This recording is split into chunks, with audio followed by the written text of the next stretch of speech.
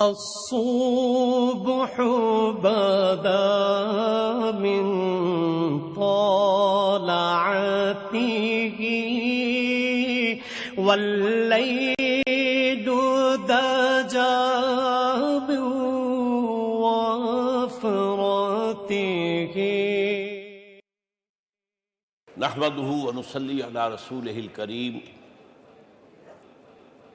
اما بعد فقد قال الله تبارك وتعالى كما ورد في سورة الأعراف اعوذ بالله من الشيطان الرجيم بسم الله الرحمن الرحيم فالذين آمنوا به وعزروه ونصروه واتبعوا النور الذي انزل معه اولئك هم المفلحون صدق الله العظيم رب اشرح لي صدري ويسر لي امري واحلل عقدة من لساني يفقهوا قولي اللهم ربنا الهمنا رشدنا واعذنا من شرور انفسنا اللهم صل على عبدك ونبيك ورسولك وحبيبك وخليلك محمد وبارك وسلم وصلی وسلم وبارک علی جمیع الانبیاء والمرسلین وعلی ملائکتک المقربین وعلی عبادک الصالحین وعلینا معہم یا ارحم الراحمین آمین یا رب العالمین۔ محترم وائس چانسلر صاحب، اساتذہ کرام، عزیز طلباء و طالبات، السلام علیکم ورحمۃ اللہ وبرکاتہ۔ آج جو مجھے موضوع دیا گیا ہے اس کے لیے میں نے سورہ اعراف کی آیت نمبر 157 کا آخری ٹکڑا جو ہے وہ آپ کو سنایا ہے۔ اس کا ایک پس منظر ہے وہ جان لیجیے۔ آپ کو معلوم ہے کہ جب حضرت موسیٰ بنی اسرائیل کو لے کر مصر سے نکلے ہیں، اس کے بعد مرحلہ آیا کہ اللہ تعالیٰ نے حضرت موسیٰ کو کوہ طور پر طلب فرمایا تورات عطا کرنے کے لیے۔ ان کی غیر حاضری میں ایک فتنہ کھڑا ہوا اور کچھ لوگوں نے ایک بچڑا بنا کر اس کی پرستش شروع کر دی بنی اسرائیل میں سے، سامری کا بنایا ہوا بچڑا۔ جب حضرت موسیٰ واپس آئے انہوں نے یہ دیکھا تو بہت غضبناک ہوئے، اور پھر اللہ تعالیٰ کے حکم سے فیصلہ ہوا کہ 12 قبیلوں میں سے جن لوگوں نے بھی یہ شرک کیا ہے ان کو انہی قبیلوں کے لوگ خود قتل کریں۔ کئی ہزار اسرائیلی قتل ہوئے۔ یہ بہت بڑا یوں سمجھیے کہ پرج ہوا ہے اس قوم کے اندر۔ اس کے بعد پھر مزید اللہ تعالیٰ کی خدمت میں استغفار کے لیے حضرت موسیٰ علیہ السلام اپنے 70 بڑے بڑے سردار جو تھے 12 قبیلوں کے، ان کو لے کر حاضر ہوئے۔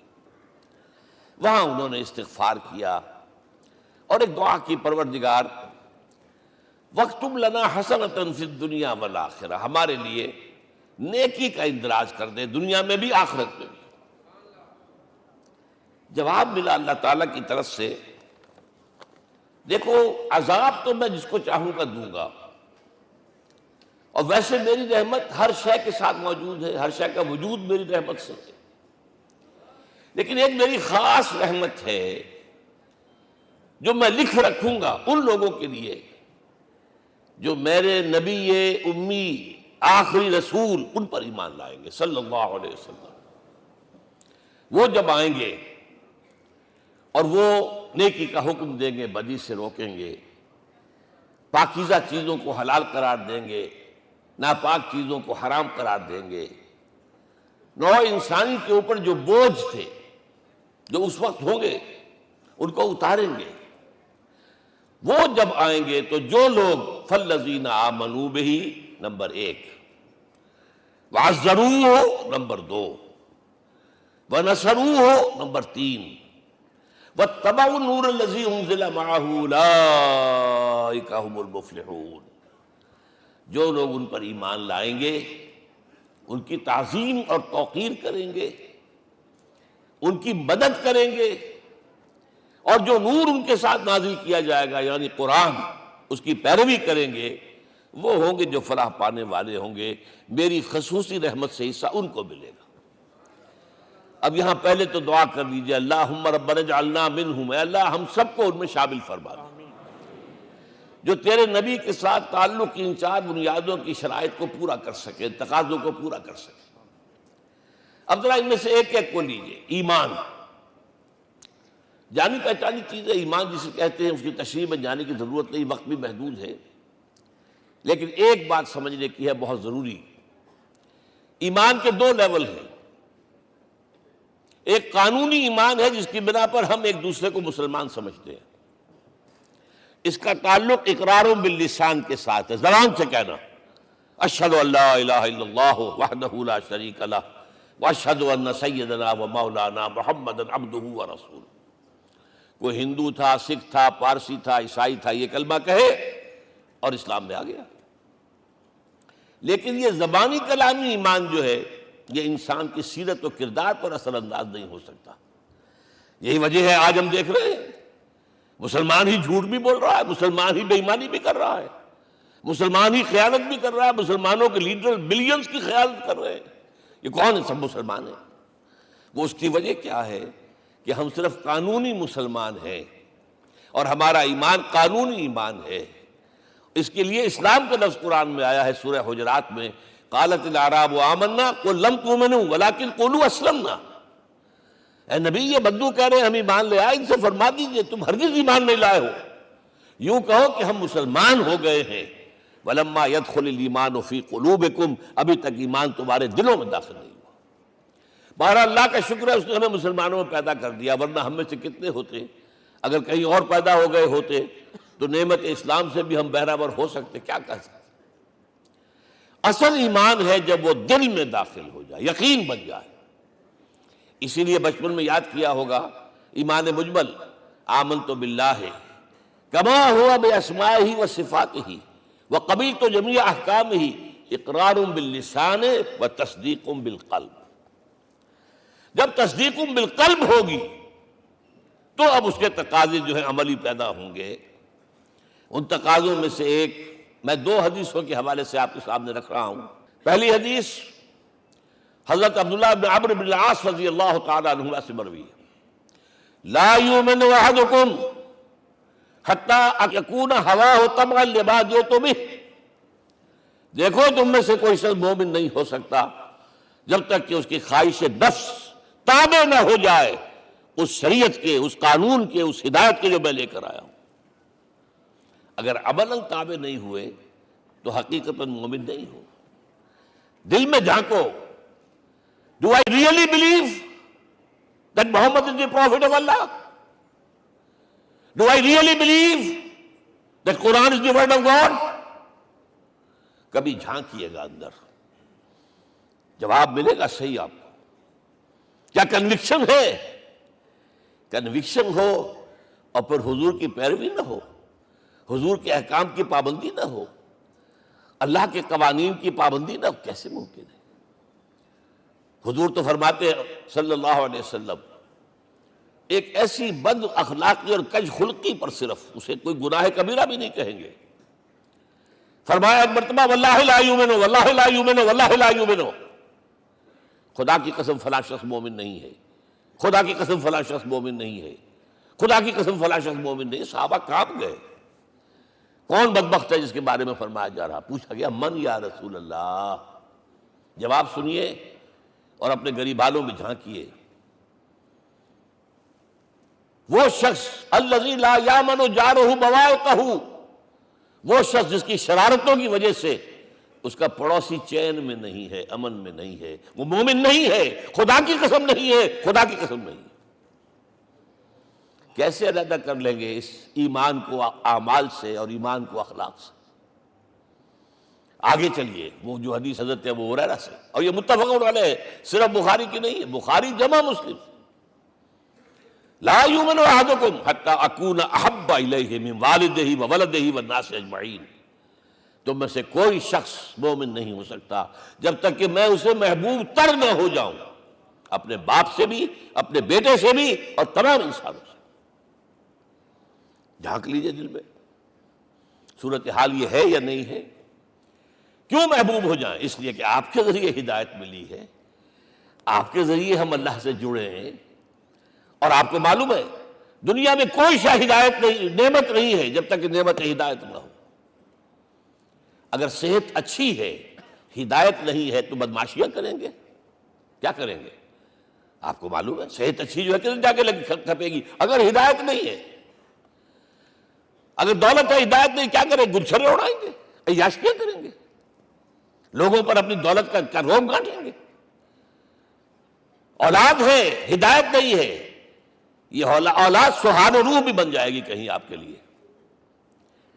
کوئی شے نعمت نہیں ہے جب تک کہ نعمت ہدایت نہ ہو، اور ہدایت ہمیں ملی محمد الرسول اللہ صلی اللہ علیہ وسلم کے ذریعے۔ تو آپ سے بڑھ کر محبوب کون ہوگا؟ اس کے ضمن میں ایک بڑا پیارا واقعہ آتا ہے۔ حضرت عمر سے پوچھتے ہیں حضور ایک مرتبہ، عمر تمہیں مجھ سے کتنی محبت ہے؟ تو اندازہ کیجئے کہ اس قدر اپنائیت کسی سے ہوتی ہے تب یہ سوال ہوتا ہے، عمر تمہیں مجھ سے کتنی محبت ہے؟ عرض کیا حضور مجھے آپ دنیا کے ہر انسان سے زیادہ محبوب ہیں۔ فرمایا اور اپنی جان سے؟ ذرا سا توقف کیا، دل میں جھانکا، ہاں حضور اب میں یہ بھی کہتا ہوں کہ میری جان سے بھی زیادہ عزیز ہے مجھے۔ آپ نے فرمایا الان عمر اب پہنچے ہو جو مقام ہے، اب درکار ہے، جو مطلوب ہے۔ تو محبت اس درجے کی، اطاعت اس درجے کی اگر نہیں ہے تو ایمان نہیں ہے۔ ہاں قانونی ایمان ہے، اب مسلمان ہے، اللہ کا شکر ہے، بہت بڑا فضل ہے۔ اب اگلے بات پر آئیے، الضروح، ان کی توقیر، ان کی تعظیم کرے۔ یہ تعظیم کس درجے میں؟ اب وقت بہت کم ہے، میں صرف آپ کو سورہ حجرات سے مثال دے رہا ہوں۔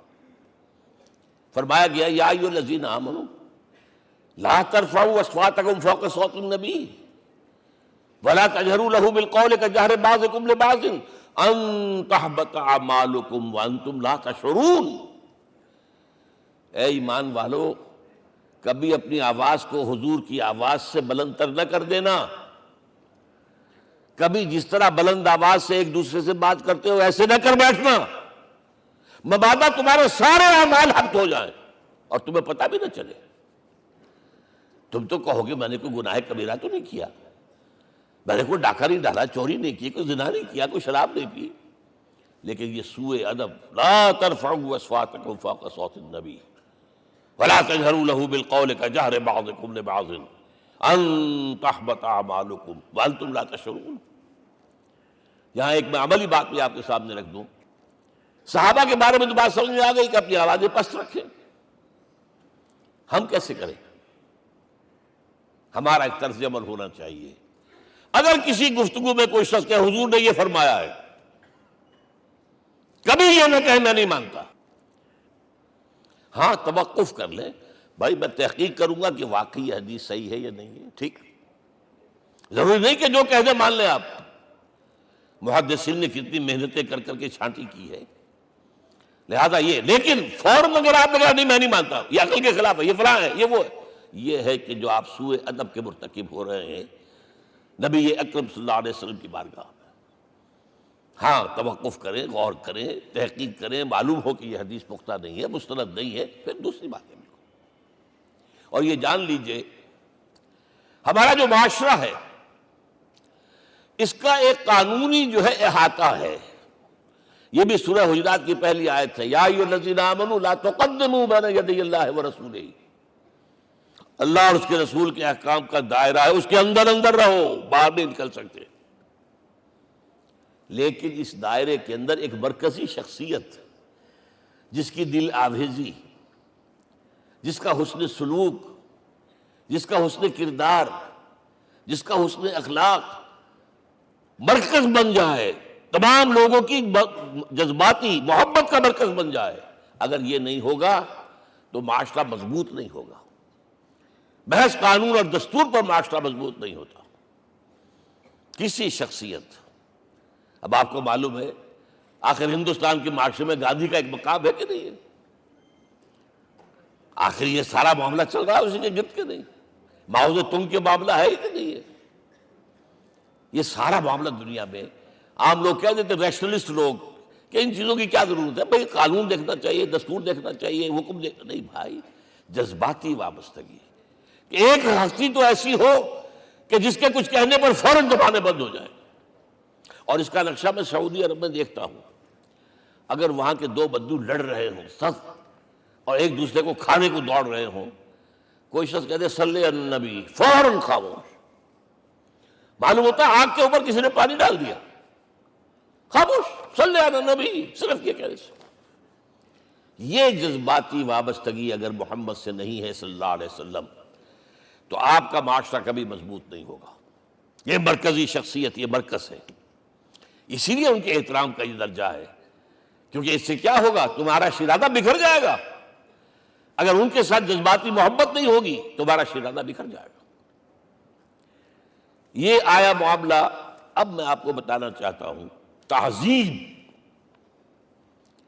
ہمارے ہاں اصل میں بدقسمتی سے ہم سیرت کی تقریریں کرتے ہیں، حضور کی عظمت بیان کرنے کی کوشش کرتے ہیں، کچھ لوگ تو خیر حضور کی زلفیں ہیں، حضور کی آنکھیں ہیں، حضور کی کملی ہے، حضور کا سایہ نہیں تھا وغیرہ، یہ باتیں اپنی جگہ ہیں، ہر چیز ٹھیک ہے، لیکن یہ جان لیجئے حضور کی اصل عظمت ایک نبی اور رسول کی حیثیت سے ہے، اور وہ شے وہ ہے جہاں جبرائیل کے بھی پر جل رہے ہیں، اس کی حقیقت کون جانتا ہے؟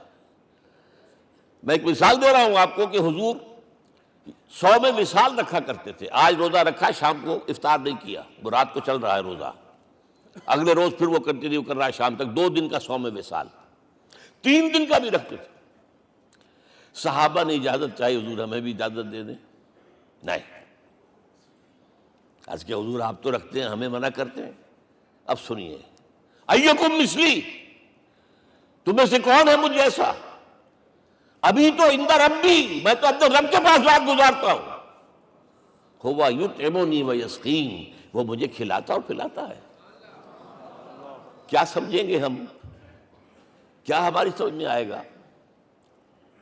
یہ معاملہ نبوت کے جو اسرار و رموز ہیں، ان کا جو مقام اور مرتبہ ہے، وہ کوئی نبی پہچان سکتا، غیر نبی تو پہچان ہی نہیں سکتا۔ ایک ڈاکٹر کا کیا مقام ہے اپنے فن میں، وہ کوئی ڈاکٹر ہی سمجھ سکے گا نا، غیر ڈاکٹر کہاں سمجھے گا؟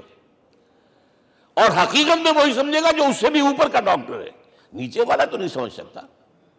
جو کمتر ہے وہ تو صرف اوپر دیکھے گا، اللہ اللہ خیر صلی اللہ، جو اوپر ہے اور ظاہر ہے محمد سے اوپر کوئی نہیں صلی اللہ علیہ وسلم۔ یہی وجہ ہے، دیکھیے شیخ سعدی کو کیا کہنا پڑا، یا صاحب الجمال و یا سید البشر من وجهك المرير لقد نور القمر لا يمكن الثناء كما كان حقه بعد از خدا بزرگ توئی قصہ مختصر۔ اے محمد صلی اللہ علیہ وسلم، آپ کی ثنا جیسے کہ حق ہے ہو ہی نہیں سکتی۔ غالب اس سے بھی آگے گیا ہے، میں بات ابھی آپ کو سناتا ہوں شعر اس کا۔ آپ کی ثنا کا حق ادا ہو ہی نہیں سکتا، بس ہم یہ جانتے ہیں اللہ کے بعد آپ کا مقام۔ غالب جو آگے گیا ہے کہتا ہے، غالب ثنائے خواجہ بیزداں گزاشتیم، کہاں ذات پاک مرتبہ دان محمد است۔ اے غالب، ہم نے تو حضور کی ثنا تو اللہ کے حوالے کر دی ہے، اس لیے کہ وہی ذات پاک جانتا ہے مرتبہ محمد کا کیا ہے صلی اللہ علیہ وسلم۔ ہم بیان کرنے کی کوشش کریں گے تو توہین کر بیٹھیں گے۔ ایک لطیفہ ہے، ایک بیچارہ کوئی دیہاتی کہیں پھنسا ہوا تھا کسی جگہ، تھکا ہوا چل رہا تھا، ڈپٹی کمشنر صاحب جا رہے تھے، کار میں بٹھا لیا۔ اب اس نے کہا، پتر تینوں اللہ پٹواری کرے۔ اب اس غریب کے جو ہے اس کے ذہن میں تو پٹواری سے اوپر تو کچھ ہے ہی نہیں، اس کے قلم سے جو ہے ادھر کا انتقال ادھر ہو گیا، ادھر کی ضرور ادھر چلی گئی۔ تو اس ڈی سی کو وہ تعریف کر رہا ہے اپنے سمجھ کے مطابق، پٹواری کرے تو ہم کہیں پٹواری والا معاملہ نہ کریں۔ ہاں، ایک پہلو ایسا ہے جس کے حوالے سے حضور کی عظمت ہماری سمجھ میں آئے گی۔ حضور ایک انسان کی حیثیت سے کیا تھے، ایک باپ کی حیثیت سے آپ کا کیا طرز عمل تھا، ذرا یاد کیجئے۔ جگر گوشہ رسول حضرت فاطمہ بطول رضی اللہ تعالیٰ عنہ وہ حاضر ہوتی ہے، ابا جان دیکھیے چکی پیس پیس کر یہ گھٹے پڑ گئے میرے ہاتھ میں، کہ کنویں سے پانی لاتی ہوں، مشکیزیں کہ یہاں پر بندیاں پڑ گئی۔ حضور اب تو عام لوگوں پر بھی آسانیاں ہیں، لوگوں کے ہاں غلام آ گئے ہیں، کنیزیں آ گئی ہیں، مال و دولت آ گئی ہے، مجھے بھی کوئی غلام کنیز عطا ہو جائے۔ اور آپ کو معلوم ہے یہ لخت جگر، نور چشم، محمد کی سب سے پیاری بیٹی صلی اللہ علیہ وسلم، کوئی شک نہیں اس میں، فاطمہ، کیا بیتی ہوگی حضور کے قلب پر۔ لیکن فرمایا کیا بیٹی، یہ دنیا کی چیزیں ہمارے لیے نہیں ہیں، میں تمہیں اس سے بہتر شے دیتا ہوں، تسبیح فاطمہ، ہر نماز کے بعد 33 مرتبہ سبحان اللہ، 33 مرتبہ الحمدللہ، 33 مرتبہ اللہ اکبر کہہ لیا کرو۔ لیکن سوچ لیجئے دل پر کیا گزری ہوگی صلی اللہ علیہ وسلم۔ حضرت عائشہ سے پوچھئے، حضرت خدیجہ سے پوچھئے، حضور کیسے شوہر تھے؟ آپ سے زیادہ خواتین کے حق میں نرم، گھر کے کام کا جھاڑو دے رہے ہیں، کپڑے جو ہیں بوسیدہ انہیں سی رہے، گھر میں بیٹھے ہوئے، یہ کام کرتے تھے۔ بہرحال ایک بات میں آپ سے عرض کروں، آپ انسان کی جس حیثیت کا بھی ذہن میں تصور کریں گے وہ ساری حیثیتیں محمد میں موجود ہیں صلی اللہ علیہ وسلم۔ محمد حاکم کی حیثیت سے بھی ہیں، محمد سپہ سالار کی حیثیت سے بھی ہیں، محمد قاضی القضات بھی ہیں، محمد ہیڈ آف دی اسٹیٹ بھی ہیں، محمد بیویوں والے بھی ہیں، اولاد والے بھی ہیں، محمد 5 وقتہ امام بھی ہیں، جمعہ کے خطیب بھی ہیں، مدرس قرآن بھی ہیں، مربی بھی ہیں، مزکی بھی ہیں، اور ہر میدان میں بلند ترین مقام۔ کوئی ایسی جامع شخصیت ملے گی؟ ہمارے ہاں تو حال یہ ہے کہ جو خطیب صاحب ہوتے ہیں وہ 5 وقتہ نماز کیسے پڑھا سکتے ہیں؟ ان کا تو اونچا مقام ہے، 5 وقتہ نماز کے لیے تو علیحدہ چاہیے امام آپ کو، اور وہاں بھی ایک امام سینئر ہوگا، وہ عشاء مغرب اور فجر پڑھائے گا، ایک جونیئر ہوگا بیچارہ، وہ جو خاموش نماز ہے وہ پڑھائے گا۔ 5 وقتہ نماز پڑھا رہے ہیں محمد صلی اللہ علیہ وسلم، اور خطیب بھی وہی ہے، مربی بھی وہی ہے، مزکی بھی وہی ہے۔ ہمارے ہاں جو لوگ تزکیہ نفس کے میدان میں ہیں وہ پھر جماعت کبھی نہیں کراتے، کبھی نہیں دیکھا ہوگا آپ نے کسی صاحب کو کراتے ہوئے۔ یہ جامعیت جو ہے، جامعیت کبریٰ، میں صرف ایک بات کہا کرتا ہوں، ایک اعتبار سے حضور کا اسوہ نامکمل ہے۔ آپ مجھے سوء ادب کا مرتکب نہ قرار دے دیں، اسوہ کیا ہے؟ عورت کے لیے، اس کی اپنی نسوانی زندگی کے لیے اسوہ آپ میں نہیں ہے، آخر نصف انسانیت ہے، اسے بھی اسوہ چاہیے۔ یہ ہے جس کی وجہ سے حضور نے شادیاں کی ہیں زیادہ۔ خواتین کے لیے اسوہ حضور کے ازواج مطہرات ہیں، اور ان میں سب سے بڑھ کر جو بالکل یوں سمجھیے کہ آغاز کے اندر نوجوانی میں آ گئی ہیں حضور کی خدمت میں، نہایت ذہین و فتین، انہوں نے پھر عورت کی زندگی کے لیے حضور کا جو طرز عمل تھا وہ انہوں نے بیان کیا نا۔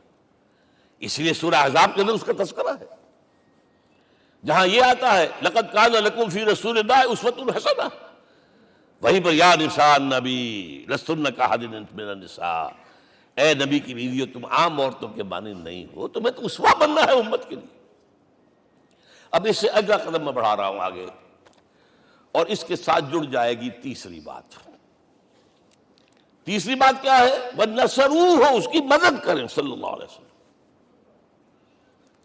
پہلی بات تو یہ نوٹ کیجئے، حضور انتہائی غیور انسان تھے، انتہائی غیور۔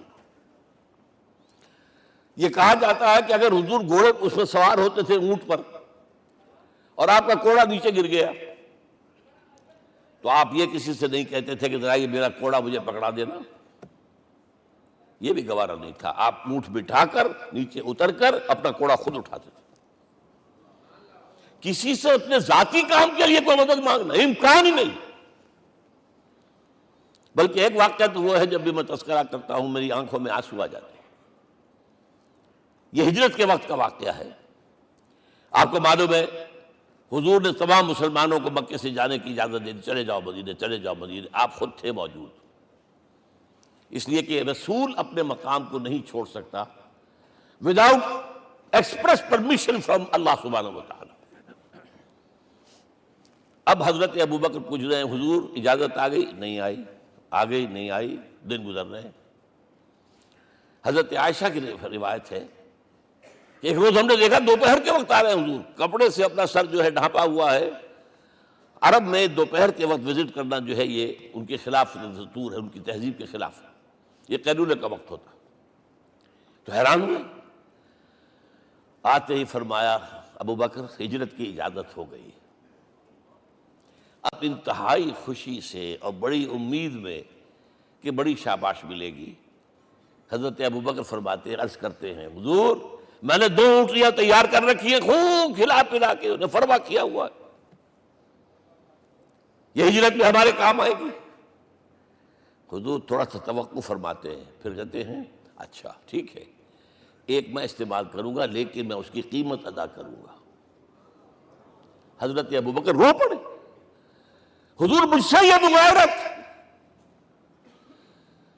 سائے کے تناب کے ساتھ رہنے والا، اس سے یہ مغایرت، ذرا سے اشارے پر اپنی کم سن بیٹی پیش کر دی نکاح کے اندر، اس سے یہ مغایرت.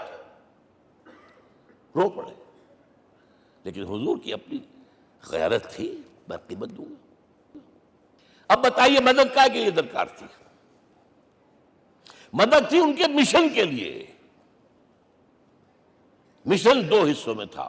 اس کو جانیے، آج کچھ علمی باتیں آ رہی ہیں. حضور کے مشن کے 2 حصے، ایک ابتدائی جو تمام انبیاء اور رسول کا تھا، ایک تکمیلی جو صرف محمد کا صلی اللہ علیہ وسلم. ابتدائی کیا ہے؟ اللہ کی طرف دعوت، تبلیغ. جو دعوت قبول کر لیں ان کے لیے بشارت، بشیر کہ تمہارے لیے آخرت میں جنت ہے، نعمتیں ہیں. رد کر دیں ان کے لیے نذیر، خبردار کرنے والے، جہنم کے لیے تیاری کر لو. داعی اللہ، اللہ کی طرف بلانے والے. سراجا منیرا، روشنی کے چراغ. یہ حیثیتیں مشترک ہے تمام انبیاء کرام. تمام انبیاء بشیر بھی تھے، نذیر بھی تھے، داعی بھی تھے، سراج منیر بھی تھے. اگرچہ ان تمام حیثیتوں میں بھی حضور کا سب سے اونچا مقام علیحدہ نمایاں ہے، لیکن حیثیتیں بنیادی طور پر مشترک. ایک حیثیت تکمیلی،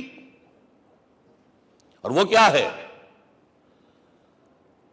اے نبی جو دین آپ کو دیا گیا ہے، صرف تبلیغ نہیں، صرف تعلیم نہیں، اس کو قائم کر کے دکھاؤ نظام زندگی کی حیثیت سے. 3 مرتبہ قرآن میں یہ الفاظ حضور کے لیے آئے ہیں، هو الذی ارسل رسولہ بالہدی ودین الحق لیظہرہ علی الدین کلہ. 3 دفعہ سورہ توبہ میں یہ الفاظ آئے، سورہ صف میں یہ الفاظ آئے، سورہ فتح میں یہ الفاظ آئے. وہی اللہ جس نے بھیجا ہے اپنے رسول کو صلی اللہ علیہ وسلم، الہدا قرآن حکیم، ہدایت کاملہ، اور نمبر 2 دین حق. یہ 2 چیزیں دے کر بھیجا. کس لیے؟ تاکہ اس دین کو غالب کرے پورے نظام زندگی پر. یہ معاملہ ذرا سوچئے. اور یہ حضور کے لیے 3 دفعہ، اور کسی اور نبی کے لیے 1 دفعہ بھی نہیں. قرآن مجید کے اس نقطے کو ذہن نشین کر لیجیے. اصل میں یہ کیا ہے؟ اسے ہم یوں کہیں گے، ایک ہے نبوت و رسالت، ایک ہے تکمیل نبوت و رسالت. ہمارے ہاں ختم نبوت کے اوپر تو زور دیا گیا ہے، اور صحیح دیا گیا ہے، ایمان کا ہمارا جز ہے. حضور کے بعد کسی نے بھی دعویٰ کیا نبوت کا، وہ جھوٹا کذاب دجال. جس نے مانا وہ بہرحال دائرہ اسلام سے خارج ہے، اور جو بھی کچھ ہوا کرے وہ. یہ چونکہ قانونی بات تھی اس لیے اس کا حق ادا کیا علماء کرام نے. واقعہ یہ ہے کہ اس میں کوئی کمی نہیں رکھی، لیکن حضور کی فضیلت اس میں نہیں ہے. فرض کیجئے کہ نبوت چلی آ رہی تھی ہموار طور پر، ایک جگہ آ کے ختم ہو گئی، تو فضیلت کون سی ہوئی؟ نہیں، نبوت و رسالت تدریجاً ترقی کرتے ہوئے اپنے نقطۂ عروج کو پہنچ کر ختم ہوئی. یہ ہے فضیلت. اب آپ سوچئے، الہدا دیا گیا حضور کو، تو کیا تورات میں ہدایت نہیں تھی؟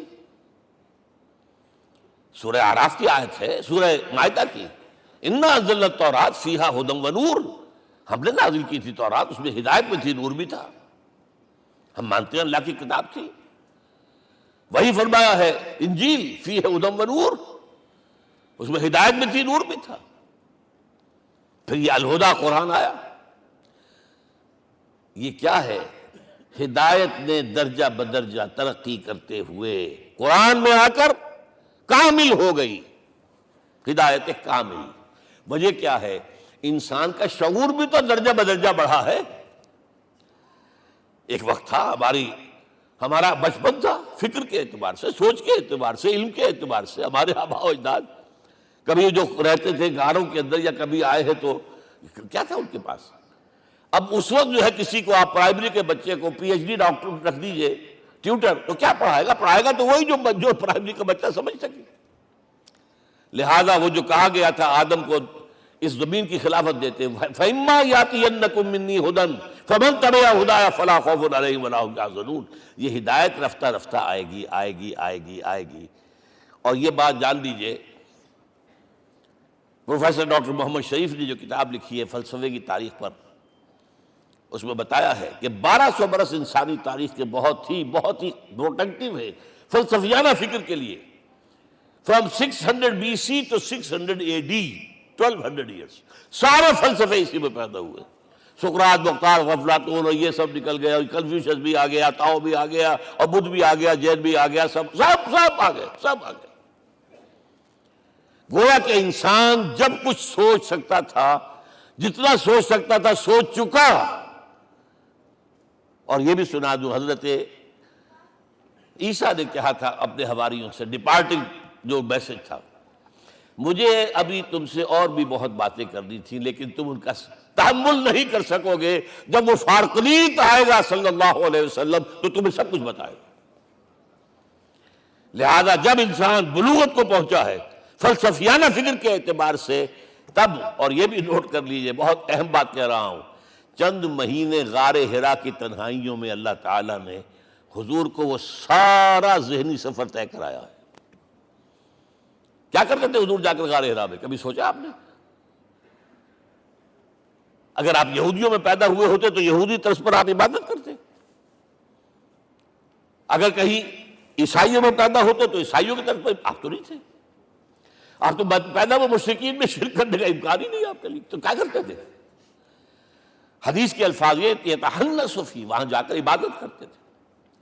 اب شارحین حدیث نے بہت عمدہ لکھا ہے، کانا صفت تعبدہ فی غار حرا التفکر والاعتبار، غار حرا میں آپ کی عبادت فکر، غور و فکر، تفکر و اعتبار، جس کی میں تعبیر یہ کر رہا ہوں، جس کو کہا کبھی اکبر اللہ آبادی نے، خدا کے کام دیکھو بعد کیا ہے اور کیا پہلے، نظر آتا ہے مجھ کو بدر سے غار حرا پہلے۔ تم غار حرا کو نہیں جانتے، مصطفیٰ اندر حرا خلوت گزید، قوم آئین و حکومت آفرید۔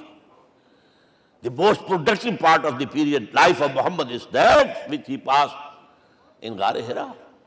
فکر کی ساری جو ہیں بلندیاں طے کی، تب آیا ہے اقرأ باسم ربک، اب اللہ کا الہدیٰ شروع ہوا ہے۔ اچھا، اسی طرح نمبر 2، دین حق مکمل ہوا ہے۔ ورنہ جب ہم کبھی غاروں میں رہتے تھے کسی میونسپلٹی کا بھی سوال نہیں، نظام کسے کہیں گے؟ پھر یہ ہے کہ قبائلی نظام آیا، چلیے ایک شیخ ہے اس کا کہنا ماننا ہے سب کو، کچھ نظام تو بن گیا نا۔ اور نظام جہاں آئے گا جکڑ بندی ہو جائے گی، اب تم فلاں قبیلے کے شخص ہو، اس کا قبیلے کا سردار یہ، تمہیں حکم ماننا پڑے گا، اس قبیلے کی روایت یہ ہے، تمہیں پیروی کرنی پڑے گی، you have to do it whether you like it or not.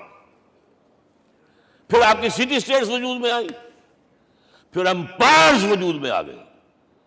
400-500 برس سے رومن امپائر، 400-500 برس سے ایرانین امپائر عرب کے اوپر ایسے تھی جیسے افغان کے سر کے اوپر بہت بڑا جو ہے پگڑ رکھا ہوتا ہے۔ کتنا بڑا ہوتا ہے؟ وہ کسی نے شعر کہا بھی تھا، مجھے تو اب یاد نہیں، کہ سر پہ باندھے ہوئے پورا افغانستان۔ میرا خیال ہے ضمیر جعفری۔ تو کیا تھا یہ جزیرہ نما عرب، یہ جزیرہ کہلاتا ہے، الجزیرہ، الجزیرہ، اس لیے کہ نیچے آپ کو معلوم ہے بحیرہ عرب، ادھر جو ہے خلیج آ رہی ہے آخر تک، ادھر سے بحیرہ قلزم جا رہا ہے، اور پھر خلیج عقبہ آ گئی ہے، تو یہ سارا جو ہے جزیرہ نما ہے، اس سے پیننسولا۔ لیکن عرب اوپر دو اور ہیں، عراق عرب، شام عرب۔ عراق عرب پر قبضہ ایران کا، شام عرب پر رومیوں کا۔ اور جب یہ سلطنتیں بن گئیں تو گویا کہ انسان شکنجے میں آ گیا۔ ظلم، محنت کرے کسان، عیش کرے جاگیردار، اور بادشاہ محل بنائے، لگان وہاں سے آ رہا ہے۔ از جفائے دے خدایاں کشتے دہ خانہ خراب۔ کرگے پر بیٹھا ہوا کوئی کھدر بن رہا ہے، ٹیکس دو۔ بادشاہ محل بھی بنائے گا، یاشیاں بھی کرے گا، سارا نسوانی حسن جو ہے کوہ قاف کا لے آئے گا اپنے ہاں، اور پھر فوج بھی رکھے گا۔ ذرا تم نے گردن اٹھائی تو تمہاری سرکوبی کرنے کے لیے فوج تیار ہے۔ یہ جب جکڑ بند آئی ہے انسان پر، تب محمد کو بھیجا گیا ہے۔ دلی بیٹ، اسے آزاد کرانے والا، دین حق دیا گیا۔ یہ دین حق قرآن مجید میں اسی لیے کہا گیا، یہ میں کہہ رہا ہوں تکمیل رسالت النبوت۔ الیوم اکملت لکم دینکم واتممت علیکم نعمتی ورضیت لکم الاسلام دینا۔ آج میں نے تمہارے لیے تمہارے دین کو کامل کر دیا ہے، یہ مکمل نظام زندگی ہم نے دیا ہے، پہلے تھا ہی نہیں۔ لہذا کسی اور نبی سے یہ نہیں کہا گیا کہ اس کو غالب کرو، میں نے آپ کو بتا دیا کہیں نہیں ہے۔ نہ نوح، نہ ہود، نہ صالح، نہ ابراہیم، نہ موسیٰ، نہ عیسیٰ، کوئی بھی نہیں۔ اور حضور سے کہا گیا یہ دین اب غالب کرو۔ اگر صرف تم کتاب میں لکھ کر دے جاؤ اور اس کے مثال پیش نہ کر سکو، دنیا کہے گی بہت اچھی شاعری ہے۔ آج بھی آپ کو معلوم ہے دی ریپبلک کتاب زندہ ہے، لیکن آج تک ایک دن کے لیے بھی وہ نظام کہیں قائم ہوا ہے؟ ہم یہی کہیں گے کہ ٹھیک ہے، یہ جو ہے ایک خواب ہے، اللہ اللہ سر، اس کے سوا کیا یوٹوپیا ہے؟ اس نظام کو قائم کر کے دکھاؤ۔ اب آپ اس کو اینالائز کر لیجئے، اچھی طرح سمجھ لیجئے۔ It was the revolutionary role which was assigned to محمد صلی اللہ علیہ وسلم۔ نظام کو بدلنا، اسی کا نام تو انقلاب ہے۔ انقلاب کسے کہتے ہیں؟ دنیا میں دو نظام ایک جگہ نہیں ہو سکتے، مذہب 100 بھی ہو سکتے ایک جگہ۔ مذہب لمیٹڈ ہے، آپ کی ذاتی زندگی، آپ کے کچھ عقائد ہیں، کچھ عبادات ہیں، کچھ رسومات ہیں، کچھ سوشل رائٹس ہیں، یہ ہے بس۔ تو یہ تو 100 بھی دے کین کو ایگزسٹ۔ امریکہ میں کتنے ہیں؟ مسلمان گئے مسجدیں بنا لی ہیں، ہندو گئے مندر بنا لیے ہیں، سکھ گئے ہیں ان کے گردوارے بنے ہوئے ہیں، سلوتے یعنی یہودیوں کے عیسائیوں سے تو بے شمار ہے ہی ہیں، لیکن ہے ہمہ مذہب۔ لیکن دین تو دو نہیں ہو سکتے، یا ڈیموکریسی ہوگی یا بادشاہت ہوگی، ایک تو دو تو نہیں ہو سکتے۔ یا کیپٹلزم ہوگا یا سوشلزم ہوگا، دو تو نہیں ہو سکتے۔ یا تھیوکریسی ہوگی یا ڈیموکریسی ہوگی، دو نہیں ہو سکتے۔ اور یہ بھی آپ کو معلوم ہے دنیا میں کہیں ویکوم نہیں ہے، نظام کے اعتبار سے کبھی نہیں رہا ہے، ہر ایک نظام موجود ہے۔ آپ کوئی دوسرا نظام لانا چاہتے ہیں، پہلے اس کو جڑ سے اکھیڑنا پڑے گا۔ گفت رومی ہر بنائے کوہنا کا آباداں کنند، تو نہ دانی اولاں تعمیر راں ویراں کنند۔ رومی نے کہا ہے کہ دیکھو، اگر کوئی نئی تعمیر تمہیں کرنی ہو تو تم جانتے نہیں ہو پہلے پرانی تعمیر کو گرانا پڑتا ہے۔ پہلے آپ نظام جڑ سے کھینچ کر پھینکیں گے باہر، تب نظام لائیں گے نا۔ اور یہ ظاہر بات ہے جو نظام بھی ہے اس کے ساتھ ویسٹڈ انٹرسٹ ہے، اس کے ساتھ پریولیج کلاسز ہیں، دے وانٹ اسٹیٹس کو، وہ کوئی تبدیلی نہیں ماننے کو تیار، کیونکہ اسی نظام کی شاخوں پر تو ان کے گھونسلے بنے ہوئے، وہیں سے تو مفادات ان کے وابستہ ہیں۔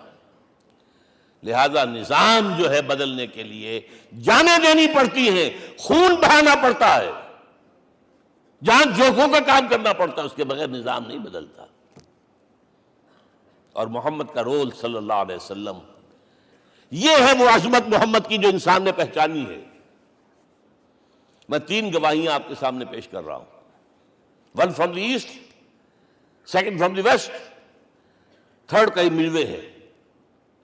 یہی لاہور 1920، یہاں ایک بریڈلا ہال ہوتا تھا، اس بریڈلا ہال میں ایم این رائے کی ایک تقریر۔ And who was M. N. Roy?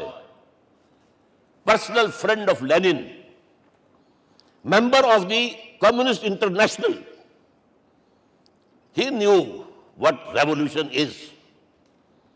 اور اس نے ہسٹوریکل رول آف اسلام تقریر کی لاہور کے اندر 1920 میں، اور اس نے کہا تاریخ انسانی کا عظیم ترین انقلاب وہ تھا جو محمد نے برپا کیا صلی اللہ علیہ وسلم۔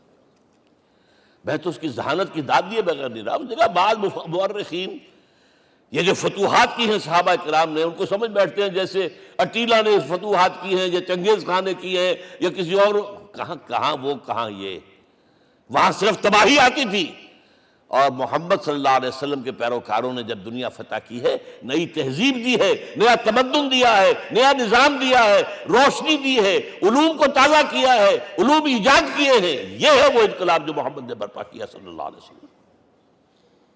یہ کتاب آج بھی ہندوستان میں چھپتی ہے، بمبئی میں، دی ہسٹوریکل رول آف اسلام، اور میں سمجھتا ہوں کہ ہندو ہے، کمیونسٹ ہے، اور گواہی دے رہا ہے۔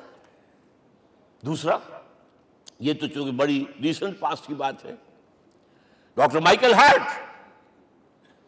ایک کتاب لکھتا ہے دی 100، اور اس کا سب ٹائٹل کیا ہے؟ A selection and gradation of the 100 most influential personalities of the human race, human history۔ پوری انسانی نسل میں سے ان لوگوں کو چن لو جنہوں نے اس کی تاریخ کے دھارے کے رخ کو موڑا ہو۔ ادھر جا رہا تھا ادھر کر دیا، ادھر جا رہا تھا ادھر کر دیا۔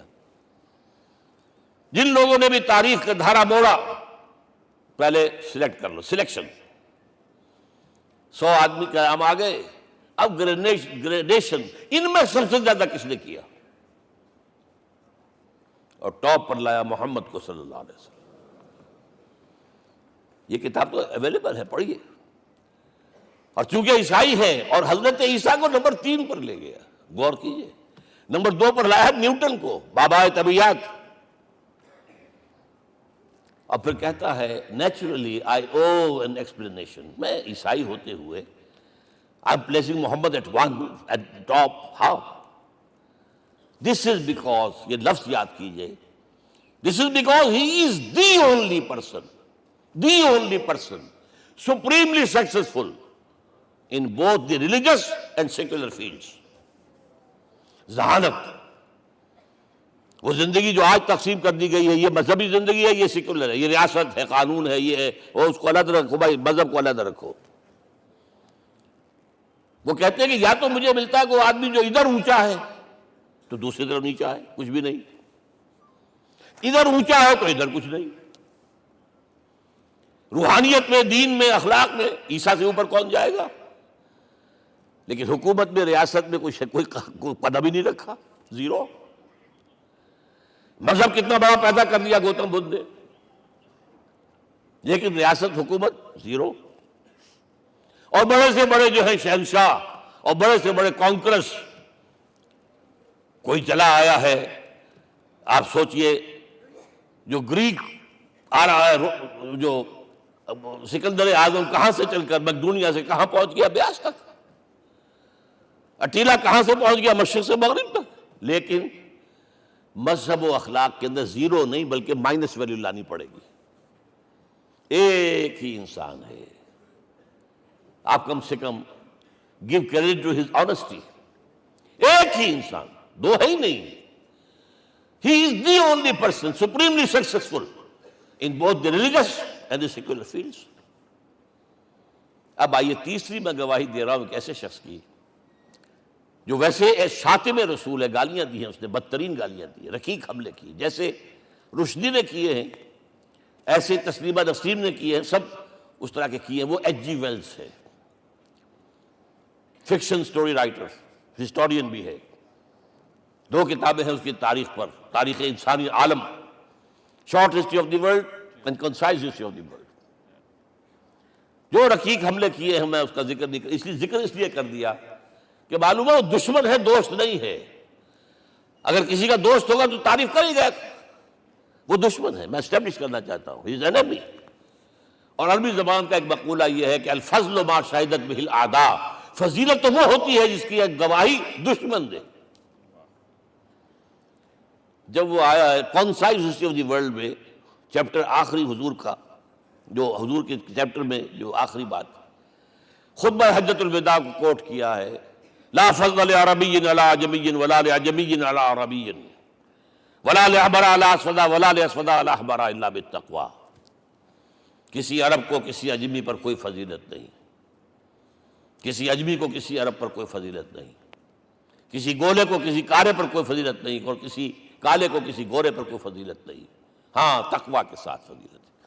اب ذرا میرا ایک ایک لفظ نوٹ کیجئے، کیا لکھتا ہے اس پر؟ Although the sermons of human freedom, fraternity and equality were said before also, and we find a lot of these sermons in Jesus of Nazareth، مسیح ناصری حضرت عیسیٰ علیہ السلام کے ہاں بھی وعظ تو ہمیں بہت ملتے ہیں، but it must be accepted that it was Muhammad صلی اللہ علیہ وسلم who for the first time in history established a society based on these principles۔ انسانی حریت، اخوت، مساوات، اس کے وعظ کہنے تو بہت آسان ہے، تقریریں کرنی تو بہت آسان ہے، لیکن ان ویلیوز کو باقاعدہ اسٹیبلش کرنا ایک سوسائٹی میں ماننا پڑتا ہے، یہ اسے دینا پڑا ہے کریڈٹ جو بھی ہے۔ لیکن ایک بات نوٹ کر لیں، مبادہ کہیں آپ میرے بارے میں سوء ظن ہو جائے، تازہ ایڈیشن جو اب اویلیبل ہے اس میں سے یہ نکال دیے گئے ہیں، آج کے جو ان کے ایڈیٹرز ہیں ان کے حلق سے نیچے نہیں اتر رہے، اتنی بڑی حقیقت۔ آپ پنجاب لائبریری یا پبلک لائبریری سے جا کے پرانا ایڈیشن لیجئے، کنسائزیشن آف دی ورلڈ کے اندر آپ کو یہ الفاظ مل جائیں گے۔ Although the sermons of human fraternity, freedom and equality were said before also, and we have a lot of these sermons in Jesus of Nazareth, but it must be accepted that it was Muhammad sallallahu alaihi wasallam who for the first time in history established a society based on these principles۔ اب یہ جو mission میں نے آپ کے سامنے رکھا، ایک بنیادی مشن قرآن کی تبلیغ کرو، تبلیغ کرو، تبلیغ کرو، تبلیغ کرو، یا ایھا رسول بلغ ما انزل الیک من ربک وان لم تفعل فما بلغت رسالتہ۔ نمبر دو، جو دین حق دیا اسے غالب کرو، قائم کرو، نافذ کرو، اس کی مثال پیش کرو دنیا کے سامنے۔ ان دونوں میں مدد درکار تھی محمد الرسول اللہ کو، جیسے حضرت مسیح نے کہا تھا، وَإِذْ قَالَ عِيسَىٰ ابْنُ مَرْيَمَ لِلْحَوَارِيِّينَ مَنْ أَنصَارِي إِلَى اللَّهِ، کون ہے میرا مددگار اللہ کی راہ میں؟ جیسے کہ اللہ فرماتے سورہ حدید میں، بڑی پیاری آیت ہے، بڑی ریولوشنری آیت ہے، بلکہ میں لفظ استعمال، بڑی ننگی انقلابی آیت ہے قرآن مجید کی۔ اتنا صاف اللہ تعالیٰ ہی سچ بول سکتا ہے، کوئی اور تو ضرور کہیں نہ کہیں اس کے اوپر کوئی کپڑا ڈال کے بات کرے گا۔ آیت نمبر 25 آف سورۃ الحدید، لقد ارسلنا رسلنا بالبینات، ہم نے اپنے رسولوں کو بھیجا واضح نشانیوں کے ساتھ، معجزات کے ساتھ۔ وانزلنا معهم الکتاب والمیزان، ان کے ساتھ کتاب اتاری، شریعت اتاری، میزان اتاری، نظام اتارا۔ لِيَقُومَ النَّاسُ بِالْقِسْطِ، تاکہ لوگ عدل پر قائم ہوں۔ اس لیے کتاب کیوں بھیجی، رسول کیوں بھیجے، نبی کیوں بھیجے، وحی کیوں بھیجی؟ تاکہ لوگ عدل پر قائم ہوں۔ یہ اس سے بڑی آیت کوئی ہوگی؟ عدل اجتماعی، سوشل جسٹس۔ اب اگلا ٹکڑا پڑھیے، وَأَنزَلْنَا الْحَدِيدَ، ہم نے لوہا بھی اتارا ہے، فِيهِ بَأْسٌ شَدِيدٌ، اس سے اسلحہ بنتا ہے، جنگی قوت ہے۔ وَلِيَعْلَمَ اللَّهُ مَن يَنصُرُهُ وَرُسُلَهُ بِالْغَيْبِ، اور اللہ دیکھ لینا چاہتا ہے کون ہے اس کے وفادار بندے جو لوہے کی طاقت کو ہاتھ میں لے کر اللہ اور اس کے رسول کی مدد کرتے ہیں۔ دین اللہ کا، اسے قائم کرنا اللہ کی مدد ہے، اسے قائم کرنا محمد کا فرض ہے، اس کے جد و جہد کرنا محمد کی مدد ہے صلی اللہ علیہ وسلم۔ یہ تھی نصرت، اور یہ نصرت آپ کو معلوم ہے حضور کی زندگی میں صحابہ نے کرام نے کی ہے کہ نہیں کی؟ جو شخص ایمان لایا فوراً داعی بن گیا، فوراً۔ ابو بکر ایمان لائے، اور 6 جو ہیں عشرہ مبشرہ میں سے چوٹی کے صحابہ، وہ ان کی دعوت پر ایمان لائے۔ سعد ابن ابی وقاص، طلحہ، زبیر، عثمان، سعید ابن زید، یہ سب کون ہیں؟ حضرت ابو بکر کی دعوت پر نوجوان ہیں۔ مصعب بن عمیر کو گھر سے نکال دیا چچا نے، اور برہنہ کر کے نکالا ہے کم وقت نے، اس لیے کہ باپ مر گیا تھا، بہت دولت چھوڑ گیا تھا۔ ماں نے بڑے ناز و نام میں پالا تھا، کہتے 200 درہم کا جوڑا اس کا بن کر آتا تھا شام سے، جیسے کبھی ہم کہتے تھے کہ پنڈت نہرو کے کپڑے جو ہے پیرس سے سل کر آتے ہیں، اور جہاں سے گزر جاتا تھا مصحف اتنا اس نے لگایا ہوتا تھا عطر کے پوری گلی جو ہے وہ خوشبو سے جو ہے بھر جاتی تھی۔ چچا نے بلایا، تم جو یہ گلچھرے کر رہے ہو اپنے باپ کی دولت پر نہ، اور تم اسے کہتے ہو کافر، نکل جاؤ گھر سے۔ وہ چلنے لگے، he was a ten ager, چلنے لگے۔ وہ سمجھا تھا کہ میرے یہ کہنے سے اس کے تو اس کو تارے نظر آ جائیں گے، یہ فوراً جو ہے توبہ کرے گا، پلٹ آئے گا۔ چلنے لگے تو اسے اور غصہ آیا، یہ کپڑے بھی اسی باپ کے ہیں، اتارو۔ وہی اتارے کپڑے، مادرزاد برہنہ ہو کر ماں کے پاس گئے ہیں۔ ماں نے آنکھوں پر ہاتھ رکھا، مصعب کیا ہوا ہے؟ فرمایا امی میں موحد ہو گیا ہوں، یہ ہے توحید۔ اور اب جا کر حضور کے دامن میں بیت ارقم میں اب ہمہ وقت کارکن ہے، قرآن اتر رہا ہے، پڑھ رہے ہیں، سمجھ رہے ہیں، قرآن اتر رہا ہے، یاد کر رہے ہیں، یاد کر رہے ہیں۔ اور اس کے بعد جب کہا تھا مدینے والوں نے بیعت عقبہ اولیٰ پر کہ حضور ہمارے سے آپ کی ملاقات تو سال کے بعد ہی ہوگی، درمیان میں تو آپ کو معلوم ہے خونریزی ہے، کوئی قافلہ بچ کے نہیں آ سکتا، تو اب آپ ہمیں کوئی اپنا شاگرد دیجئے۔ مصعب بن عمیر کو حضور نے کہا جاؤ ان کے ساتھ۔ وہاں ان کا نام پڑ گیا المقری، پڑھانے والا، قرآن پڑھانے والا۔ 75 آدمی اگلے سال لے کر آ گیا ہے، اور اسی سے بیعت عقبہ ثانیہ ہوئی ہے، اور ہجرت کا راستہ کھل گیا۔ اور اس کو ایک دفعہ حضور نے دیکھا، مسجد کے دروازے کے سامنے سے گزر رہا تھا مصعب، پھٹا ہوا کمبل تھا جس میں لپیٹا ہوا تھا۔ حضور کی آنکھوں میں آنسو آ گئے۔ غزوہ احد میں شہید ہوا کس طرح؟ علم بردار تھا، ایک ہاتھ پر وار پڑا ہے، کٹ کے گر گیا، ایک ہاتھ سے تھاما، دوسرے پر بھی گر گیا، دونوں جو بچے ہوئے حصے تھے اس سے تھاما۔ پھر جب ختم ہو گئے، اس کے بعد جو ہے جب دفن کر رہے تھے تو حضور کے سامنے پرابلم لایا گیا۔ مصعب کے جسم پر تو کوئی کپڑا ہی نہیں تھا سوائے ایک چادر کے، ایک دھوتی، اللہ اللہ خیر اللہ۔ اور شہید کا کفن ہوتا ہے اس کا اپنا لباس۔ حضور وہ اتنا چھوٹی ہے وہ چادر کہ پاؤں ڈھانپتے ہیں تو سر کھل جاتا ہے، سر ڈھانپتے ہیں تو پاؤں کھل جاتے ہیں۔ فرمایا سر کو ڈھانپ دو کپڑے سے اور پیروں پر گھاس ڈال دو۔ That was the last dress which Mus'ab got۔ تو یہ لوگ جو تھے محمد رسول اللہ والذین معہ، یہ ساتھی حضور کے، جنہوں نے حضور کے مشن میں آپ کا ساتھ دیا۔ اور ایک خاص مرحلے کا تو میں آپ کے سامنے ذکر ہی کر دوں، اس لیے کہ دین کی اقامت، دین کا غلبہ، اس میں تو جہاد اور قتال آئے گا لا محالہ۔ Nobody is going to allow you to change the system۔ اگر سسٹم بدلتا ہے تو اس کے ساتھ جو مفادات بدلتے ہیں وہ ختم ہو جاتے ہیں، جو پریولیجز ہیں وہ ختم ہو جاتے ہیں۔ لہذا جب غزوہ بدر کا مرحلہ آیا ہے، حضور نے مجلس شورا منعقد کی، اور آپ نے جو وحی سے آپ کو بتا دیا گیا تھا، دیکھو ایک قافلہ آ رہا ہے شمال سے، مال غنیمت سے لدا پھدا ہے، اور 50 صرف اس کے ساتھ محافظ ہیں۔ ایک لشکر آ رہا ہے جنوب سے، ریل کانٹے سے لیس، اور اللہ نے وعدہ کیا ہے کہ ایک پر ضرور تمہیں فتح دے گا، بتاؤ کدھر چلے۔ یہ اصل میں کسی بھی سپہ سالار کے لیے وقت ہوتا ہے کہ اپنے ساتھیوں کے مورال کا اندازہ کرے۔ کچھ ہوں گے ہم جیسے کمزور بھی، انہوں نے کہا کہ حضور پہلے قافلے کی طرف چلے، آسانی سے فتح بھی ہو جائے گی اور ہتھیار مل جائیں گے ہمیں، ہمارے پاس تو ہتھیار بھی نہیں ہے، گنتی کے لوگوں کے پاس تلواریں بھی نہیں سب کے پاس، تو 50 آدمیوں کے ہتھیار تو ملیں گے، پھر لشکر سے نپٹ لیں۔ اب حضور کہہ رہے ہیں اشیرونی اشیرونی اشیرونی۔ حضرت مقداد بن اسود کھڑے ہوتے، حضور ہمیں موسیٰ کے ساتھی نہ سمجھیے جنہوں نے کہہ دیا فَاذْهَبْ أَنْتَ وَرَبُّكَ فَقَاتِلَا إِنَّا هَاهُنَا قَاعِدُونَ۔ ہم موسیٰ کے ساتھی نہیں ہیں، ہم آپ کے جانثار ہیں، آپ جو آپ کی نیت ہے آپ بسم اللہ کیجئے، ہم آپ کو کیا پتہ ہمارے ذریعے آپ کو اللہ تعالیٰ آنکھوں کی ٹھنڈک عطا فرمائے۔ حضور پھر فرمایا مجھے مشورہ دو، مجھے مشورہ دو۔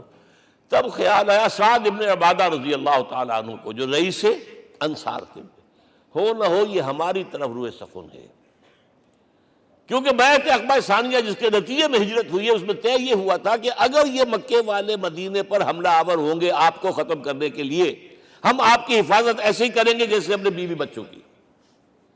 اور ابھی مدینے پر حملہ ہوا نہیں ہے، حضور پری ایمپٹ کر رہے ہیں، باہر نکل کر مقابلہ کرنا چاہ رہے ہیں۔ تو گویا کہ انصار کور نہیں ہوتے اس کے اندر، اس لیے بار بار اشیرونی، مجھے مشورہ دو۔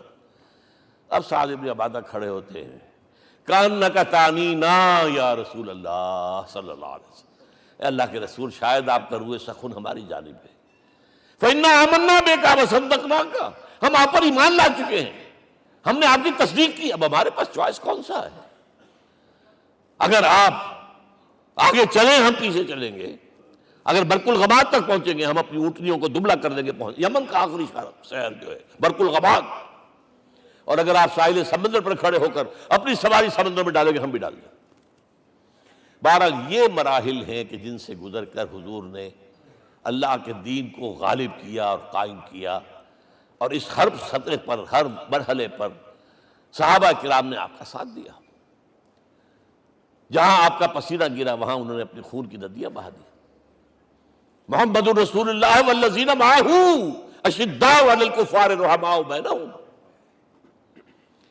یہ ہے در حقیقت عظمت محمد صلی اللہ علیہ وسلم۔ آج کے دور میں سمجھ لیجئے اچھی طرح، یہ دور جس کا کہ فاتح ہے حضور، فاتح سے مطلب افتتاح کرنے والے، اس دور میں اجتماعی نظام کی اصل اہمیت ہے۔ اجتماعی نظام غلط ہے، ایکسپلائٹیٹو ہے، تقسیم دولت کا نظام غلط ہے۔ کیا ہوگا؟ ایک طرف دولت جمع ہوگی، ایکومولیشن آف ویلتھ، ایک طرف بھوک، افلاس، فاقہ ہوگا۔ شاہ ولی اللہ دہلوی کہتے ہیں کہ جس معاشرے میں تقسیم دولت کا نظام غلط ہو جائے، یہ دو دھاری تلوار ہے، دو دھاری، دونوں طرف کاٹتی ہے۔ ایک طرف دولت جمع ہوگی تو عیاشیاں ہوں گی، بدماشیاں ہوں گی، گلچرے ہوں گے، وہ بھی خراب، معاشرے کے لیے خراب، اور ایک طرف فقر ہوگا اور بھوک ہوگی اور فاقہ ہوگا، یہ بھی خراب۔ اس لیے کہ حضور فرماتے ہیں کاد الفقر ان یکون کفرا، فقر تو انسان کو کفر کی حد تک پہنچا دیتا ہے، لہذا فق کو کل نظام کو توڑنا ہوگا۔ یہ الفاظ شاہ ولی اللہ دہلوی رحمۃ اللہ علیہ کے، جو 12ویں صدی ہجری کے مجدد ہیں۔ اس نظام کو بدلنا، اب آپ سوچئے حضور صلی اللہ علیہ وسلم نے جب اپنے اس مشن کی تکمیل کر لی، تو میں اب دو باتیں آپ کو بتا رہا ہوں۔ چونکہ حضور کی بعثت صرف عرب کے لیے نہیں تھی، صرف عربوں کے لیے نہیں تھی، صرف ملک عرب کے لیے نہیں تھی۔ اگر یہ ہوتا تو آپ کا کام مکمل ہو گیا تھا، پورے عرب میں اللہ کی حکومت قائم ہو گئی، ایک ایک شخص تک قرآن پہنچ گیا۔ لیکن 5 جگہ قرآن میں آیا ہے وَمَا أَرْسَلْنَاكَ إِلَّا كَافَّةً لِلنَّاسِ بَشِيرًا وَنَذِيرًا، ہم نے نہیں بھیجا آپ کو مگر تمام انسانوں کے لیے بشیر اور نذیر بنا کر۔ لہذا کام مکمل نہیں ہوا۔ اقبال کہتا ہے وقت فرصت ہے کہاں، کام ابھی باقی ہے، نور توحید کا اتمام ابھی باقی ہے۔ یہ بھی تکمیل رسالت کا مظہر ہے کہ حضور سے پہلے کوئی رسول پوری نوع انسانی کے لیے نہیں بھیجا گیا، آپ پہلے رسول ہیں اللہ کے اور آخری جو پوری نوع انسانی کے لیے بھیجے گئے۔ حضرت عیسیٰ نے بھی یہی کہا تھا اپنے حواریین سے، تو سینٹ پال نے اسے تبلیغی مذہب بنایا ہے۔ انجیل میں اب بھی الفاظ موجود ہیں کہ I have been sent in search of the lost sheep of the house of Israel، میں تو اسرائیل کے گھرانے کی کھوئی ہوئی بھیڑوں کی تلاش میں بھیجا گیا ہوں، صرف بنی اسرائیل کے لیے۔ قرآن بھی کہتا ہے رسولا الی بنی اسرائیل، واحد رسول ہیں جو پوری دنیا کے لیے بھیجے گئے۔ اچھا کہہ دینا تو آسان ہو گیا، اس کا مطلب کیا ہے؟ جب تک پوری دنیا پر اللہ کا دین غالب نہ ہو، محمد کا مقصد بعثت ہنوز شرمندہ تکمیل ہے، اور یہ ہوگا، اس کی خبر دی ہے۔ یہ ایک تحفہ میں لے کر آیا آپ کے لیے، 8 صفحے ہیں، لیکن یہ سمجھیے کہ یہ سونے کے حروف سے شر لکھے ہوئے ہیں، وہ احادیث، وہ آیات جن میں حضور نے خبر دی ہے کہ پوری دنیا پر اللہ کا دین غالب ہوگا۔ ہو نہیں سکتا کہ دنیا ختم ہو جائے اور محمد کا مقصد بعثت ابھی مکمل نہ ہو، ناممکن۔ جن آیات کو پڑھیے، ان میں پھر احادیث پڑھیے۔ میں صرف 2 حدیثیں آپ کو سنا دوں۔ ایک میں حضور نے اپنے زمانے سے لے کر قیامت تک کے 5 ادوار گنائے ہیں، آپ پڑھ لیجیے گا، ٹیکسٹ ہے یہ، اور خدا کے لیے اس کی قدر کیجیے گا، یہ آیات ہیں، احادیث پھینک نہ دیجیے خدا کے لیے کہیں۔ اور اس کے اندر جو ہے اس وقت کے جو مایوسی کے اندھیارے ہمارے اوپر چھائے ہوئے ہیں، اس کا علاج ہے کہ نہیں، اور بھی دور فلک ہیں ابھی آنے والے، ناز اتنا نہ کریں ہم کو ستانے والے۔ بہرحال حضور نے جب اپنا مشن عرب کی حد تک مکمل کر لیا تو اب ایک بات نوٹ کیجئے، خطبہ حجۃ الوداع 1.25 لاکھ کا مجمع، حضور نے اپنے اس خطبے میں اپنی تعلیمات کے جو اہم نکات تھے انہیں اور دہرایا، تین مرتبہ ایک بات کی ہے۔ لاؤڈ سپیکر تو تھا نہیں، پہلے آپ ادھر رخ کرتے تھے، آپ کہتے تھے کچھ، ادھر لوگ آدمی آگے کھڑا ہوا اس کو آگے پہنچاتا اور آگے پہنچاتا تھا، پھر آپ سامنے رخ کر کے کہتے تھے، پھر بائیں طرف رخ کر کے 3 مرتبہ، ایک لفظ 3 مرتبہ۔ آخر میں ایک سوال کیا ہے، الا هل بلغت، دیکھو لوگوں میں نے پہنچا دیا یا نہیں؟ کیونکہ قرآن میں تحدید آئی تھی، اے نبی، یا ایھا النبی بلغ ما انزل الیک من ربک وان لم تفعل فما بلغت رسالتہ، اے نبی جو کچھ تم پر نازل کیا گیا اللہ کی طرف سے پہنچا دو، اور اگر نہیں کیا تو رسالت کا حق ادا نہیں ہوگا۔ اور اس میں سورہ اعراف کی آیت نمبر 6 اگر پڑھ لیں، فَلَنَسْأَلَنَّ الَّذِينَ أُرْسِلَ إِلَيْهِمْ وَلَنَسْأَلَنَّ الْمُرْسَلِينَ، ہم ان سے بھی پوچھیں گے جن کی طرف رسولوں کو بھیجا، اور رسولوں سے پوچھیں گے ہم نے تمہارے پاس اپنا پیغام پہنچایا تھا، تم نے پہنچایا کہ نہیں لوگوں کو؟ اس لیے حضور نے گواہی دی، الا هل بلغت، دیکھو میں نے پہنچا دیا کہ نہیں؟ اور جواب کیا ملا؟ انا نشہد انک قد بلغت الرسالۃ وادیت الامانۃ ونصحت الامۃ وکشفت الغمۃ، ہم گواہ ہیں حضور آپ نے رسالت کا حق ادا کر دیا، امانت کا حق ادا کر دیا، ہماری خیر خواہی کا حق ادا کر دیا، اور گمراہی کے اندھیرے جو ہے انہیں چھانٹ کر رکھ دیا۔ اب آپ نے آسمان کی طرف نگاہ کی، انگشت شہادت سے وہی 3 مرتبہ، اللہم اشہد، اللہم اشہد، اللہم اشہد، اللہ تو بھی گواہ ہے، یہ مان رہے۔ یہ ہے سائی آف ریلیف، یہ بوجھ جو میرے کندھے پر آیا تھا، انا سنلقی علیک قولا ثقیلا، یہ اب منتقل ہو گیا، اب امت کو منتقل ہوا۔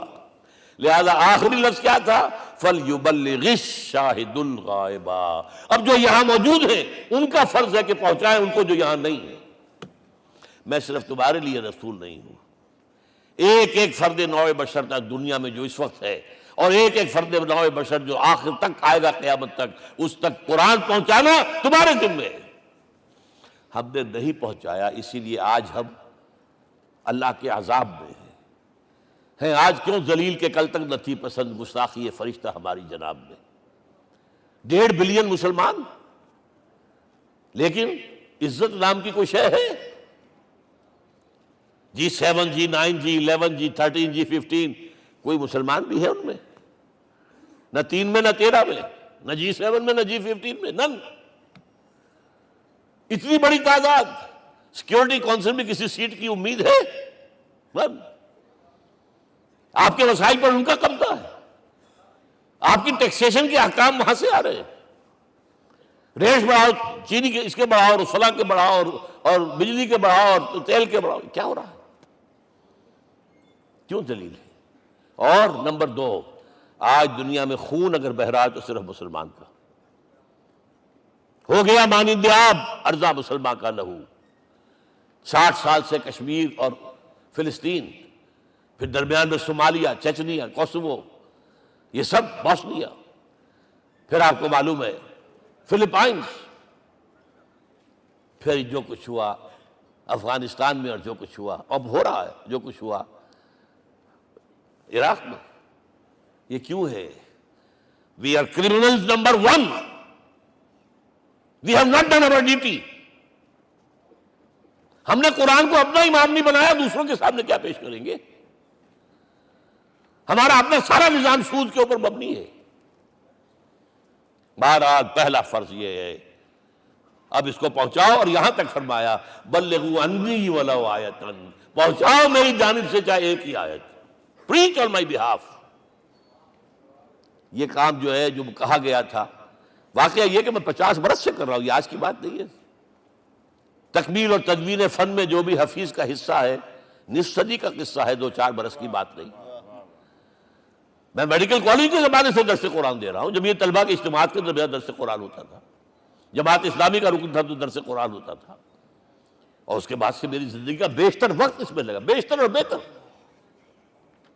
یہ حضور کا حکم ہے، پہنچاؤ میری جانب سے چاہے ایک ہی آیت پہنچاؤ۔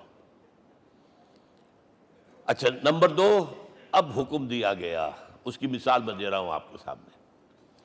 جب ایران کے ساتھ جنگ شروع ہوئی ہے تو سپہ سالار افواج ایران رستم نے وفد بلایا ایک، اے عربو، تم پہلے بھی ہم پر حملے کیا کرتے تھے، لیکن پہلے لوٹ مار کر کے واپس چلے جاتے تھے۔ یہ جان لیجئے، یہ ہسٹری کا ایک موقع ہے خاص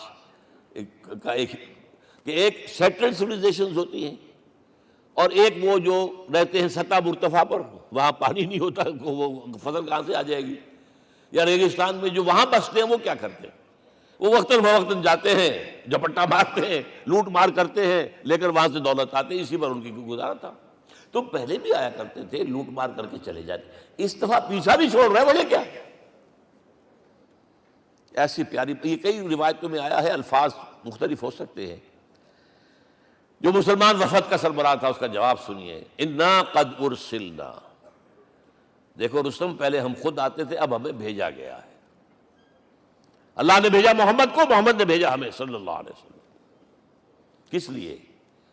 لنخرج الناس من ظلمات الجہالت الى نور الایمان ومن جور الملوک الى عدل الاسلام، اس لیے بھیجا گیا ہمیں کہ نوع انسانی کو شرک اور کفر کی جہالتوں سے نکال کر ایمان کی روشنی میں لائیں، اور بادشاہوں کے ظلم و ستم کے پنجے سے نجات دلا کر عدل اسلام۔ دیکھو ہمارا خلیفہ چٹائی پر بیٹھتا ہے، عمر رضی اللہ تعالیٰ عنہ، اس کے تو کوئی خدم و حشم نہیں ہے، کوئی باڈی گارڈ نہیں ہے۔ ایک آیا تھا سفیر ایران کا، مدینے میں آ کر گھوما پھرا، کوئی محل نظر نہیں آیا اسے، پوچھتا ہے مسلمانوں سے، اینا ملک، بھائی تمہارا بادشاہ کہاں ہوتا ہے؟ جواب ملا، لیس لنا ملکن بل لنا امیر، ہمارا کوئی بادشاہ نہیں، ہمارا امیر ہے۔ کہاں ہے بھائی؟ ہمارے بیت المال کے کچھ اونٹ گم ہو گئے تھے کہ بھائی ملے نہیں، ہمارا خلیفہ تلاش کرنے گیا۔ اب اس نے کسی کو لیا ہوگا، آئیڈینٹیفائی کر سکے، ڈھونڈ کر جا کر ایک جگہ دیکھا، دھوپ تیز ہو گئی تھی، حضرت عمر تھک گئے تھے، لہذا ایک درخت کے سائے میں اپنے کوڑے کا تکیہ بنا کر لیٹے ہوئے استراحت فرما رہے، کوئی خادم نہیں، کوئی خدم و حشم نہیں، کوئی باڈی گارڈ نہیں۔ اس وقت وہ کھڑے ہو کر کہتا ہے، عمر تم عدل کرتے ہو، تمہیں کوئی خوف نہیں ہے، ہمارے بادشاہ ظلم کرتے ہیں، لوگوں کا خون پیتے ہیں، انہیں ہر وقت ڈر رہتا ہے، انہیں اونچی اونچی فصیلیں چاہیے، انہیں باڈی گارڈ چاہیے، انہیں حفاظتی دستے چاہیے۔ یہ مثال پیش کی ہے نا، یہ کوئی فیری ٹیلز تو نہیں ہے، یہ تو آج کی تاریخ ہے، 1400 برس پرانی تاریخ ہے بھائی، کوئی پرانی نہیں ہے، کوئی 10,000 سال پرانی بات نہیں ہے۔ اور وہی عمر ہے، انہیں بلایا گیا ہے بیت المقدس، وہاں جو مسلمانوں کا محاصرہ تھا وہ طول کھینچ گیا، فصیل بہت اونچی مضبوط، اور اندر ہر طرح کا رسد بھی موجود ہے، راشن بھی ہے، پانی بھی ہے، عیسائیوں کا قبضہ تھا۔ عیسائی پادری آئے فصیل پر، مسلمانوں تم اگر قیامت تک بھی یہاں پڑے رہے محاصرہ کر کے، یہ کبھی فتح نہیں ہوگا شہر، ہاں یہ فتح ہونا ہے، ہماری کتابوں میں ہے، لیکن ایک درویش بادشاہ کے ہاتھوں فتح ہوگا، تمہارے اندر ہمیں وہ درویشی نظر نہیں آ رہی۔ وہ چونکہ کچھ عرصہ ہو گیا تھا، شام میں پہنچ گئے تھے، خربوزے کو دیکھ کے خربوزہ رنگ پکڑتا ہے، اچھا لباس پہننا شروع کر دیا، اور وہاں تھے امین هذه الامہ ابو عبیدہ بن الجراح رضی اللہ تعالی عنہ، یکے ازا شرع مبشرہ، ان کا فوراً کلک کیا، یہ بادشاہ مدینے میں بیٹھا ہوا تو ہے، یہاں سے ریکویسٹ کی گئی ہے آپ تشریف لائیے۔ اب 700 میل کا سفر ہے، کوئی ذاتی سفر نہیں، کسی بیٹے کے کنووکیشن میں کے لیے نہیں گئے ہیں، کوئی انٹوریج نہیں ہے، کچھ نہیں، ایک اونٹ، ایک خادم، اور اسی اونٹ پر راستے کا راشن، لہذا ایک آدمی بیٹھ سکتا ہے۔ اب ایک منزل خلیفہ اوپر تشریف فرما ہے اور خادم ہاتھ پکڑ کر آگے چل رہا، اگلی منزل خادم اوپر بیٹھا ہے اور خلیفہ ہاتھ پکڑ کے آگے چلتا ہے۔ جب آخری منزل آئی ہے تو باری ہو گئی اس خادم کی، اس نے ہاتھ جوڑ دیے، خدا کے لیے لوگ دیکھیں گے، مجھے ماریں گے، تمہیں شرم نہیں آئی؟ خلیفۃ المسلمین جو ہے وہ آگے آگے تمہارے چل رہے تھے، تم براجمان تھے۔ حضرت عمر نے ڈانٹ پلائی، اب دوڑو دوڑو، نہیں باری تمہاری ہے۔ وہ بیٹھا ہوا اوپر، حضرت عمر پھنکیل پکڑ کر آ رہے ہیں، اور بیچ میں کہیں کیچڑ آ گیا تھا، جوتیاں بھی ہاتھ میں پکڑی ہوئی ہیں۔ اب وہاں آتے ہی انہیں لے جایا گیا فصیل کے سامنے، انہوں نے اوپر سے اپنی کتابیں دیکھیں، ہاں یہی ہے درویش بادشاہ، یہ فتح نہیں ہوا تھا یروشلم، یہ ایک صلح کے طور پر انہیں دیا ہے، کھول دیا، آ جاؤ۔ اور انہوں نے شرط رکھوائی تھی کہ کہیں یہاں یہودیوں کو آباد نہیں ہونے دیں گے آپ۔ حضرت عمر نے اتنی رعایت کی تھی یہودیوں کے لیے کہ وہ یہاں آئیں، اپنے مقدس مقامات کی زیارت کر کے جا سکتے ہیں، لیکن یہاں سیٹل نہیں ہو سکتے، اس لیے وعدہ تھا۔ یہ وعدہ جو ہے سلطان عبدالحمید خان تک چلا ہے۔ بڑی سے بڑی رشوت پیش کی تھی زائنسٹ نے، تمہارے سارے قرضے ہم ختم کر دیں گے، تم جو ہے ہمیں فلسطین میں آباد ہونے کا حق دے دو۔ نہیں، جو معاہدہ عمر کا تھا اس میں میں کوئی ترمیم نہیں کر سکتا۔ تو یہ مثالیں ہیں جو پیش کی گئی ہیں۔ میں تو کہا کرتا ہوں، جب میں نے پڑھا تھا کہ کرنل جمال عبد الناصر کی بیٹی سائیکل پر جاتی ہے کالج، کیو این لائی کی بیٹی بھی سائیکل پر کالج جاتی ہے، احساس ہوا تھا عظمت ہے نا آخر، چاہے وہ کسی غیر میں ہو۔ اور واقعہ یہ ہے کہ میں بیان کرنے سے رہ نہیں سکتا، جب میں نے لال بہادر شاستری کے بارے میں سنا، he had no house in the whole of India۔ یہ تو بھارت کی ڈیموکریسی کا ایک معجزہ ہے۔ A person who doesn't own a house in the whole length and breadth of India and he rose to the position of prime minister۔ ہمارے ہاں کسی میونسپلٹی کا جو ہے ممبر نہیں بن سکتا، اس کی بیوی اپنے گھر میں خود کھانا پکاتی تھی، کوئی ملازم نہیں تھا۔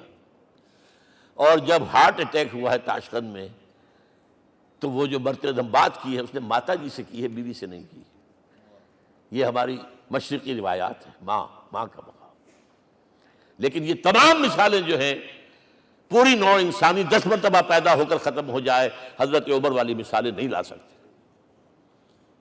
رات کو گشت کر رہے ہیں، ایک جگہ سے رونے کی آواز آئی، معلوم ہوا کہ بچے ہیں، بھوکے ہیں، رو رہے ہیں۔ ماں سے پوچھا گیا کیا معاملہ ہے، کہ کیا کروں، کچھ نہیں ہے، میں نے یہ آنڈی چڑھا دی ہے، چولہے کے اوپر آگ جلا دی ہے، بچوں سے کہا بھائی کچھ پک رہا ہے، ذرا انتظار کرو، سو جائیں گے۔ کانپ گئے، ایسی گئے سیدھے بیت المال، آٹے کی بوری اپنے غلام سے کہا میرے کندھے پر رکھ، میں لے چلتا ہوں۔ نہیں، قیامت کے دن تم میرا بوجھ نہیں اٹھا سکو گے۔ اپنے کندھے پر بوری رکھ کر لائے ہیں، کھانا پکوایا، کھلایا بچوں کو۔ اب اگر حضور یہ کہے کہ سید القوم خادمہم، تو یہ حقیقت تھی کہ نہیں تھی؟ ورنہ اگر یہ مثال نہ آتی تو کہتے جی شاعری تو اچھی ہے، بہت اچھا شعر کہہ دیا، کوئی سردار بھی کبھی خادم ہوا ہے۔ اب یہ ہے کہ یہ نظام دنیا میں، بس آخری بات پہ میں آ گیا ہوں، یہ خوشخبریاں میں آپ کے ساتھ یہ تحفہ لے کر آیا، یہ پڑھیے کہ نظام دوبارہ آنا ہے۔ محمد کی پیشن گوئی غلط نہیں ہو سکتی، وہ صادق المصدوق صلی اللہ علیہ وسلم۔ اگرچہ ابھی ہمیں اور سزائیں ملنی ہیں، اور سخت سے سختر سزائیں آنی ہیں۔ ابھی آرمگڈون سر پر تنی ہوئی ہے، کھڑی ہوئی ہے، ملحمۃ العظمیٰ جسے حدیث میں کہا گیا۔ آرمگڈون پتہ نہیں آپ نے کبھی سنا ہے کہ نہیں سنا ہے؟ یہ بائبل کی آخری کتاب جو ریولیشن جان ہے، اس میں ہے کہ ایک بہت بڑی جنگ ہوگی، گریٹر اسرائیل بنانے کے لیے بہت بڑی جنگ ہوگی، and you set the stage has been set for that۔ NATO تیار اسی کے لیے ہو رہا ہے دوبارہ۔ کس لیے؟ نیٹو چیف سے پوچھا گیا تھا کہ تمہارا دشمن جو تھا USSR تو ختم ہوا، گھٹنوں کے بل پڑا ہوا ہے، اب کس کے لیے اس کو ایکسٹینڈ کر رہے ہو اور آرگنائز کر رہے ہو؟ اب ہمیں مسلم فنڈامنٹلسٹ سے نمٹنا ہے۔ یہ ہے وہ کروسیڈ جو شروع ہوئی۔ یہودی اور عیسائی نیو کنزرویٹوز، نیو کونس، یہ دونوں جڑے ہوئے ہیں، ایک 5 پوائنٹ ایجنڈا ہے ان کا جس پر دونوں کا اتفاق ہے۔ تو ابھی ہم پر بڑے برے وقت آنے ہیں، ہمیں سزائیں ابھی اور ملنی ہیں، لیکن ٹیبلز ول بی ٹرنڈ، دنیا میں اللہ کا دین قائم ہوگا، چاہے ابھی اور اپس اینڈ ڈاؤنز آئیں گے، لیکن ہوگا، لیکن ہوگی، وہ وقت آئے گا اللہ کا دین قائم ہوگا پوری دنیا میں۔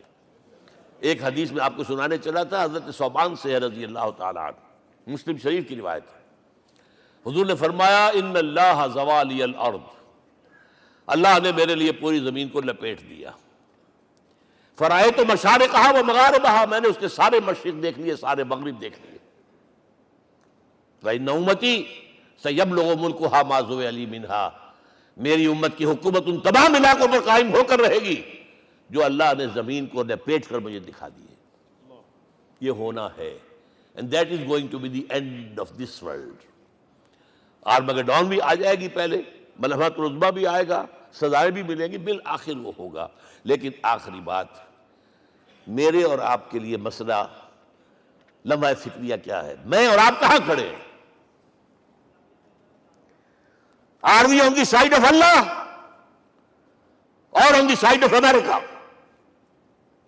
بہرحال یہ تو جو اپس اینڈ ڈاؤنز آنے ہیں، میرے اور آپ میں سے ہر شخص کے سوچنے کی بات یہ ہے، یہ تو انقلاب تو آئے گا، حضور کے ذریعے سے آیا، کچھ لوگ حضور کے ساتھی بن گئے، ان کی دنیا بن گئی، آخرت بن گئی، قیامت میں کے بعد جو کچھ ملنا ہے اللہ تعالیٰ، روح و ریحان و جنت النعیم.